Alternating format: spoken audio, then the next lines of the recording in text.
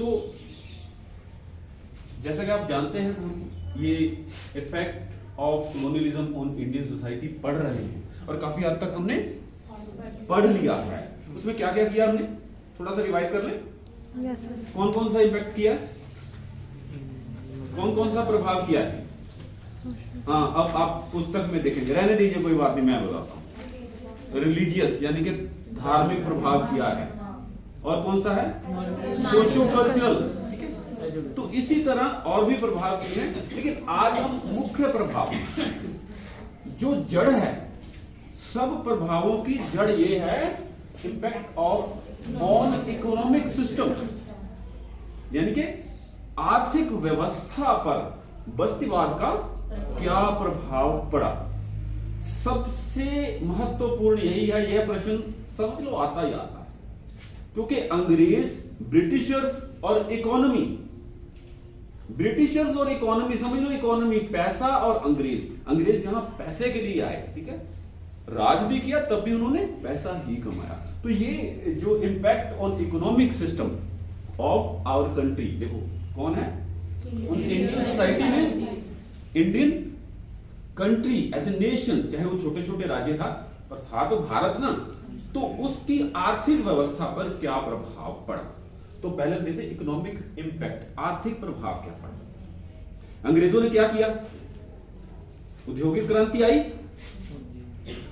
यहां से कच्चा माल उठाना, उधर अपनी फैक्ट्रियों में उसको बनाना, मशीनें बनाएंगी तो जाहिर है ये कॉस्ट कम आएगी और मशीनें ज्यादा एक्यूरेट बनाएंगी, माल बढ़िया भी बनेगा। यहां से सस्ते दाम पर कच्चा माल खरीदना, उसके लिए भी उन्होंने क्या किया, अपने तरीके अपनाए, ठीक है, कि इतने ही मिलेंगे नहीं तो नहीं मिलेंगे, ठीक है। तो कच्चा माल खरीद कर वहां कारखानों में पक्का माल बनाया। उदाहरण के लिए इसको मैं साथ में जोड़ता हूं, ये भी साथ में जुड़े, क्या है, टेक्सटाइल इंडस्ट्री एंड ट्रेड, बाद में अलग से भी बात करेंगे, जोड़ के भी बात करेंगे कि यहां से कपास उठाई, वहां जाके कपड़ा बनाया, और यहां पर कपड़ा, अब कपड़ा बनेगा बल्क में।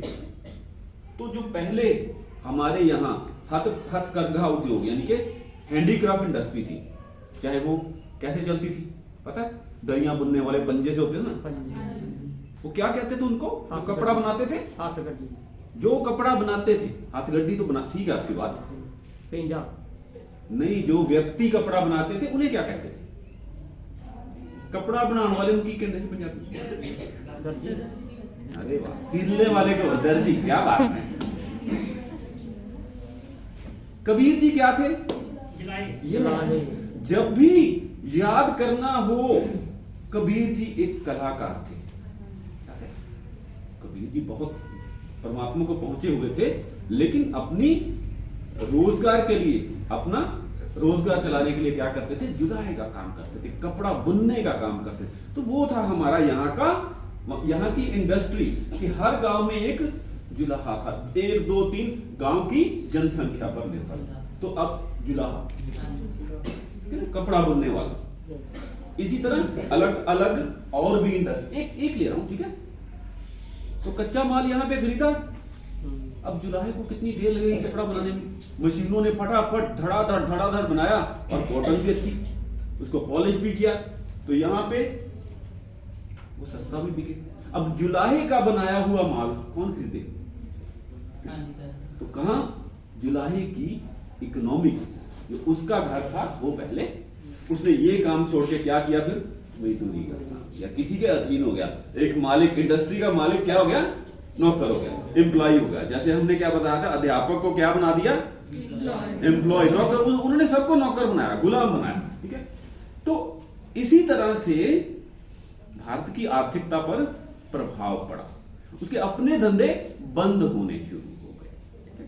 और कई चीजें तो सस्ते दाम पर, और कई चीजें कुछ आदतें डाल दी, जैसे मॉडर्निज्म की बात करी है, आधुनिकवाद पे, ये हमारा कच्चा माल ले और महंगे दाम पर ले, जो वहां कपड़ा इंग्लैंड में जिस रेट पे बिकता था उससे कई गुना यहां पे बिका, यानी कि उन्होंने अपना मुनाफा ही देखा, भारतीयों को चाहे नुकसान, मतलब बहुत बड़ा आर्थिक नुकसान हुआ। और साथ ही ये हमने उदाहरण दिया कपड़े को जुलाहों के, हमारी कपास, ऊन, ठीक है, ऊन का भी तो बनता था ना कपड़ा, कंबल बनते थे, ओढ़नियां बनती थी, और सबसे बड़ा ट्रेड था हमारा रेशम का, ढाका की मलमल और रेशम, ठीक है, रेशम की साड़ी, और रेशम हमारा पूरे यूरोप में था। वो सारा क्या है, इन्होंने कच्चा माल उठाया, वो जो हथकरघा उद्योग बंद वहां बनाया, और यहां आके कच्चा माल भी सस्ता उठाया और आके बेचा भी महंगा, ठीक है। अब बेचेंगे महंगा, जब पहले क्या है, सस्ता बेचा, धीरे धीरे सस्ता बेचा, जुलाहा 1-2 साल में खत्म, रेशम के जो बनाने वाले थे वो भी खत्म, फिर बाद में वही चीज दुगने तिगने 4 गुना दामों पर।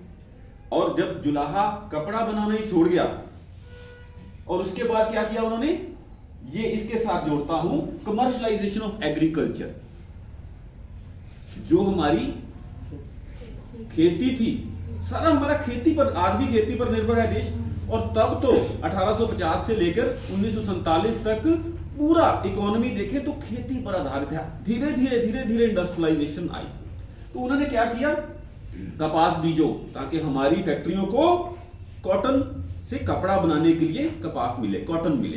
पटसन, ठीक है, पटसन से क्या क्या नहीं बनता, पटसन समझते हो, बोरियां बनती हैं, टाट बनते हैं, बहुत कुछ बनता है। कहां बनेगी, उनके फैक्ट्रियों में। यहां कम बनती थी, ज्यादा बननी शुरू हुई, उनका फायदा ज्यादा होना चाहिए। उसके बाद क्या, नील की खेती, इंडिगो बोलते हैं अंग्रेजी, नील की खेती करवाई, वहां जरूरत थी, यहां धरती नील की खेती के लिए उपलब्ध थी, अच्छी थी, उपजाऊ थी, उपयुक्त थी, ठीक है। तो जो अपने फायदे के लिए उन्होंने इसका व्यापारीकरण किया। कई लोग ये गेहूं चावल छोड़कर ये नील की खेती करने लगे, ठीक है, और व्यापारिक फसलों की और भी खेती करने लगे। उस पहले भी बताया कि चाय के बागान बना दिए। अब इंसान नील तो खाएगा नहीं, खाएगा क्या, खाना खाएगा ना, वो महंगा कर दिया। और वो महंगा कैसे कर दिया, वो साथ में जोड़ता हूं, ये लैंड रेवेन्यू पॉलिसी, मालिया जिसको बोलते हैं, भूकर, भूमि कर, भूमि पर कर लगाना, कर मतलब टैक्स लगाना। किसानों पर इतना टैक्स लगा दिया, और कहां कहां टैक्स लगाया, देखो मार कैसे की, ताकि अपना माल बिके। जो कुछ ऐसे बैन नहीं किया कि जुलाहे का काम आप कर नहीं सकते, जो हाथ से बना हुआ कपड़ा होगा उस पर टैक्स, और जो वो इंपोर्ट करेंगे वो टैक्स फ्री कर दिया। तो महंगा कौन होगा, हाथ से बना, जुलाहे का कपड़ा महंगा हो गया और अंग्रेजों का सस्ता हो गया, वो मर गया, ये जिंदा हो गए। इस तरह से आर्थिक व्यवस्था को उन्होंने तोड़ा, ठीक है। इसी तरह किसानी पर, धरती पर इतना टैक्स लगाया कि किसानों को देना मुश्किल। अलग अलग तजर्बे किए, कभी ऐसी फसल उठा लेनी, कभी फसल नहीं है तो उसके बदले पैसे लेने, और ज्यादा से ज्यादा कर उन्होंने किसानों पर लगाया। और इतना टैक्स होता था कि किसान दे नहीं पाते थे।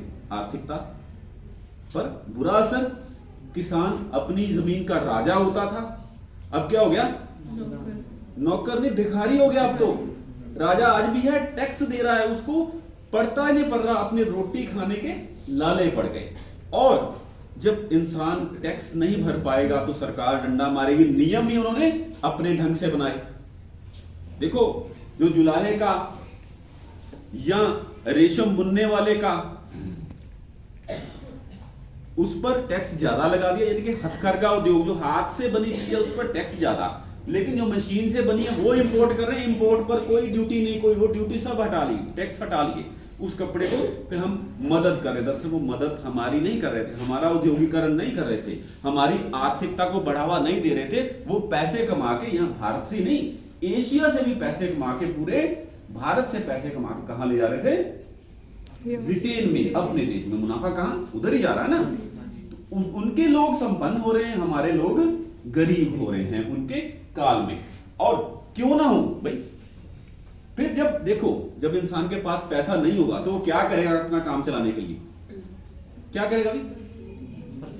कर्जा लेगा। Very good. तो कर्जा ले, rise of the new money lending class, पैसे देने वाले लोगों की एक नई क्लास पैदा होगी। कौन से, क्या बोलते हैं इसको आज भी? ये अलग है। किसान किससे पैसा, ये तो अब है ना, किसान किससे पैसा लेते थे कर्जा भरने के लिए? गांव में लाला बोलते हैं उसको। एक और शब्द शाहजी, एक और शाहूकार। जो शाहूकार का एक काम, नया काम चला शाहूकारी का, उन्होंने क्या किया? अलग वो जो आपको क्या बोलते हैं अपने पंजाब में, आड़ती, वो भी क्या है? शाहूकारी है। वो कमीशन भी काटते हैं। उन्होंने डबल काम किया, शाहूकारी का काम भी किया और एजेंट का काम भी किया। वो नीचे वाली class he, rise of the new middle class, ये उनकी है, शाहूकारों की और आड़तियों की क्लास। ये एक अलग क्लास, एक लो मिडिल क्लास उभर के सामने आई, जिन्होंने आम लोगों का, किसानों का बहुत शोषण किया। कर्जा लेता था किसान टैक्स भरने को, अपने बेटे की शादी करने को, किसी बीमारी को दूर करने के, इलाज करने के लिए, किसी ढंग से भी जरूरत से, क्योंकि उसकी फसल से उसका पूरा नहीं पड़ता था, फसल से टैक्स ही नहीं। कई बार फसल किस पर निर्भर थी? बारिश। अब बारिश होगी तो फसल होगी, लेकिन अंग्रेजों ने ऐसे कानून बना दिए कि बारिश होना वो हमें कुछ नहीं है, इतनी लैंड के हिसाब से, 1 किले के हिसाब से, 1 एकड़ के हिसाब से इतना, 2 एकड़ के हिसाब से इतना, और ये फसल बीज रहे हो तो इतना, ये फसल बीज रहे हो तो, अपने नियम बना दिए। हमें चाहिए आपकी फसल हो ना हो, यानी कि अत्याचार। और दूसरा अत्याचार क्या? ये जो शाहूकार और आड़ती पैदा हुए, इन्होंने ब्याज पे ब्याज, ब्याज पे ब्याज, ब्याज की दर भी ज्यादा और उस पे चक्रवर्ती ब्याज, कंपाउंड इंटरेस्ट आपने पढ़ा होगा। मतलब पहले ब्याज 100 रुपए के ऊपर 10 रुपए लगा, फिर अगले महीने 110 रुपए के ऊपर 10%, कितना? 11 रुपये बन गए ना। फिर 110 और 11 121, फिर 121 पे 10, ऐसे करते करते इतना ज्यादा कर्ज हो जाता था, आखिर किसान को अपनी जमीन ही बेचनी पड़ती थी। हमने फिल्में देखी है ना, 2 गज 2 बीघा जमीन, ठीक है, ऐसे जमीन और शाहूकार से रिलेटेड कई फिल्में बनी हैं। 60 के दशक में, 70 के दशक में एक फिल्म है मदर इंडिया, देखी? हाँ जी सर। उसमें यही शाहूकार है ना। शाहूकार क्या, किसान को मतलब हर तरह से शोषण करता है। आज भी होता है पैसे के कारण शोषण, लेकिन तब ये क्लास शोषण का मुख्य सोर्स कौन था? अंग्रेज। उन्होंने आगे मजबूर किसको किया? आम जनता को शोषित होने के लिए। मरता क्या नहीं करता। तो आर्थिकता के साथ ये सारी चीजें जुड़ी हुई हैं। हमारे कल्चर में भी एक बदलाव आया, कर्जा लेने की प्रथा शुरू हो गई। तो हम वहां भी जोड़ सकते हैं सोशो कल्चरल इम्पैक्ट में कि लोगों को कर्जा लेने का आदत पड़ी और लोग कमजोर हुए आर्थिक तौर पर। आर्थिक तौर पर कमजोर आदमी क्या होता है? डरपोक होता है, और ज्यादा डरपोक होता है। कई ऐसे, जब आज भी किसान कर्जा लेके सुसाइड करते हैं, नहीं चुका पाते, तब भी कर्जा लेते थे। आजकल तो रेट कम है, तब तो बस साल 2 साल 3 साल में जमीन किसकी? शाहूकार की या जमींदार की। ये जो जमींदार भी यही वर्ग था, लोअर मिडिल क्लास, ठीक है। तो इस तरह से आम लोगों की कमर टूट गई, गरीब हो गए, खाने के लाले पड़ गए। इतना आर्थिक प्रभाव पड़ा, आर्थिक सिस्टम एक तरह से हमारा चरमरा गया और अंग्रेजों का एकदम से चमक गया, बढ़ गया।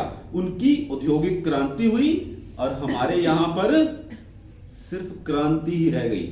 रोटी खाने को भी क्रांति करनी पड़ रही है। क्रांति मतलब यहां पे हमारा क्लेश शुरू हो गया, गरीबी शुरू हो गई, बीमारियां शुरू हो गई। गरीबी सब बीमारियों की जड़ है, सब मजबूरियों की, सब दुखों की जड़ क्या है? गरीबी है। तो वही उन्होंने दे दी, गुलामी दे दी। तो ये सारी चीजें, rise of the new middle class, rise of the new money lending class, मतलब शाहूकारों की नई क्लास। उसमें आड़ती भी हो गए, पैसे देने वाले भी हो गए, ठीक है, समझ गए ना, एजेंट्स भी हो गए। अब इसमें मिडिल क्लास में एजेंट्स कौन से? सौदा करवाना, ये व्यापार कौन सा? यहां से आपको ये फसल दिला देंगे इतने रेट में, उनको दबका देना, फसल नहीं, ये बिक्री नहीं इस बार, ये दलाल जिसको बोलते हैं, दलाल कल्चर आ गया। ये दलाल कल्चर इसमें आया, कमीशन। तो ये इकोनॉमिक इंपैक्ट हुआ। दूसरी तरफ हमने पहले भी डिस्कस किया कि ट्रांसपोर्टेशन एंड कम्युनिकेशन, इससे आर्थिकता, नो डाउट अंग्रेजों ने अपने आर्थिक लाभ बढ़ाने को, कच्चा माल उठा के एक जगह से दूसरी जगह पहुंचाने को रेलवे शुरू की। पहले क्या थे? घोड़ा गाड़ी, गड्ढे, हाथी, बैल, इस पर सामान जाता था, ठीक है। अब क्या हुई? रेल शुरू हो गई। अब रेल शुरू हो गई तो उनका माल जो दिनों में आता था वो घंटों में एक जगह से दूसरी जगह पहुंचना शुरू हो गया। समुद्री किनारे हैं, ठीक है, बंदरगाह जिसको बोलते हैं, वहां पर जल्दी से जल्दी पहुंचा और समुद्री जहाज से उनके देश में, उनके देश से फिर वापस समुद्री बंदरगाह पर, और बंदरगाह से फिर अलग अलग देश के जगह में बिकने के लिए तैयार, महंगे दामों पर हमारे देश के लोगों को लूटने के लिए तैयार। शुरू इस करके करी, यह कारण था। लेकिन उसका लाभ, पहले क्या कि हर चीज का नुकसान नहीं होता, उसका लाभ हुआ। लाभ क्या हुआ? कि लोगों का आना जाना सुखद हो गया, एक दूसरे के साथ मेल मिलाप सुखद हो गया। अब मेल मिलाप सुखद हो गया तो छोटा मोटा जो व्यापार करते थे उनको कुछ लाभ हुआ कि यहां से चीज उठानी, वहां पे ले आकर बेचनी, उनको भी थोड़ा बहुत लाभ हुआ। और कम्युनिकेशन के साधन, डाक, उनको सूचनाएं आदान प्रदान करने के लिए, व्यापार करने के लिए, व्यापार पे तो सूचना चाहिए ना, कितना दाम, किसको क्या दिया, क्या लेना है, तो चिट्ठी पत्र के लिए डाक व्यवस्था स्थापित की। उसका लाभ किसको? पहले अंग्रेजों को, बाद में इंडियंस को भी हुआ, उनकी भी चिट्ठी। लेकिन उनको क्या है? अपना डाक विभाग भी तो चलाना था ना। जिस तरह से ये लैंड रेवेन्यू पॉलिसी, भूमि कर व्यवस्था बनाई, नीति बनाई कि कहां लड़ाइयां करनी है, दूसरे राज्य को भी हराना है, अपना जो प्रशासन है उस अधिकारियों को सैलरी भी देनी, कहां से देनी है? टैक्स से। वो कहां से मर्जी टैक्स करें, हमें टैक्स चाहिए, गवर्नमेंट ये कहती थी, ठीक है। तो उसके लिए अब पोस्ट ऑफिस खोले चिट्ठियों के लिए, वहां पर भी तो स्टाफ रखना है। तो स्टाफ को अकेला अपने लिए कम्युनिकेशन का साधन, संचार का माध्यम रखेंगे तो फिर पैसे कहां से कमाएंगे? तो इसलिए मालगाड़ी अंग्रेजों के लिए भी थी तो हमारे व्यापारियों के लिए भी थी, चाहे वो कम थे ज्यादा थे, ठीक है। और पोस्ट ऑफिस उनके लिए सुविधा भी थी, हमारे लिए, ये थोड़ी सी फायदे वाली बात थी। लेकिन कुल मिला के क्या है कि औद्योगिक क्रांति जो हम देखते हैं ना, बड़ी बड़ी फैक्ट्रियां, ये वही औद्योगिक क्रांति बाद में हमारे देश में भी आई। हमारे देश में भी फैक्ट्रियां लगी, लोगों को रोजगार मिला। लेकिन यहाँ का माल यहाँ के लोग बनाएंगे, यहाँ की फैक्ट्री बनाएंगी, यहाँ के सस्ता पड़ेगा जो आना जाना, क्योंकि हमारे लोग हमारे प्रति सही दिखेंगे। कभी लोगों के तन पे कपड़ा नहीं था, आज गरीब आदमी कपड़े के कारण नहीं पड़ रहा। ज्यादातर बात करो, आज भी कई लोग हैं जिनको कपड़ा पहनने को नहीं मिलता। लेकिन ये औद्योगिक क्रांति का फायदा हमें बाद में मिला, पहले अंग्रेजों ने अच्छी तरह से लूटा। तो ये बस्तीवाद का इंपैक्ट था, ये भी बस्तीवाद का इंपैक्ट है कि इंडस्ट्रियलाइजेशन हमारे यहाँ पहुंची है। लेकिन ये तब क्या था? अंग्रेजों का बस्तीवाद, आर्थिक लाभ, बस्तीवाद के कारण उन्हें आर्थिक लाभ कमाना था, ठीक है।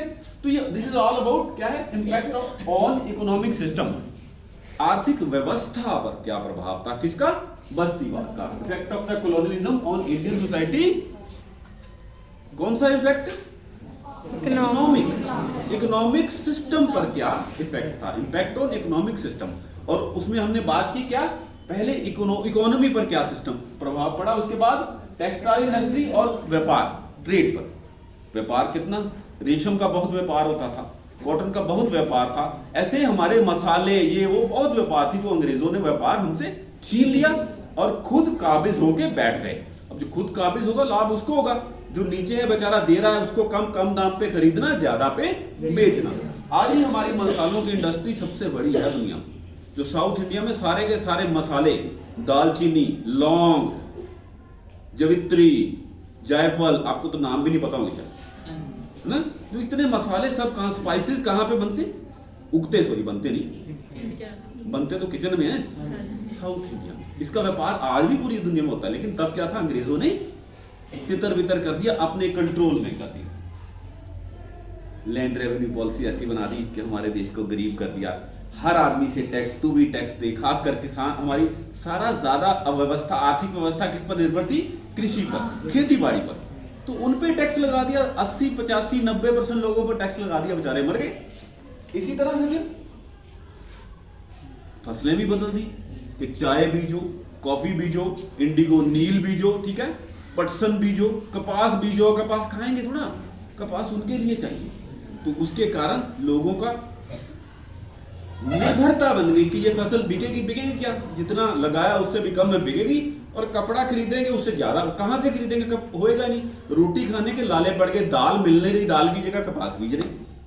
ठीक है, तो इसी तरह से ये उस दौर में आड़तीए, कमीशन एजेंट, शाहूकार ये पैदा हुए, क्योंकि टैक्स किसान से नहीं दिया जा रहा था, आम बंदे से, बंदे को टैक्स देना दूभर हो गया था, मुश्किल हो गया था। It was very difficult to pay the revenue, land revenue to the britishers. फिर उन्हें पैसा उधार लेने वाले, वो भी उनकी उपज है। ये तो अमीर बन गए, जमींदार बन गए, शाहूकार बन गए, ठीक है, और इनकी पीढ़ियां तर गई, लेकिन आम लोगों का इन्होंने जो शोषण किया उसके उनकी आर्थिकता और गिरी। तो आर्थिकता में अंग्रेजों की आर्थिकता को, उन्होंने अपनी आर्थिकता को बढ़ाने के लिए रेलवेज क्या किया, ट्रांसपोर्ट को रेल बनाई, अच्छी बात है, उसका फायदा इंडिया को हुआ, लेकिन सबसे पहला फायदा उन्होंने अपने फायदे के लिए हो रही। दूसरा कम्युनिकेशन यानी कि संचार, पोस्ट व्यवस्था। ठीक है, ऑल अबाउट दिस टॉपिक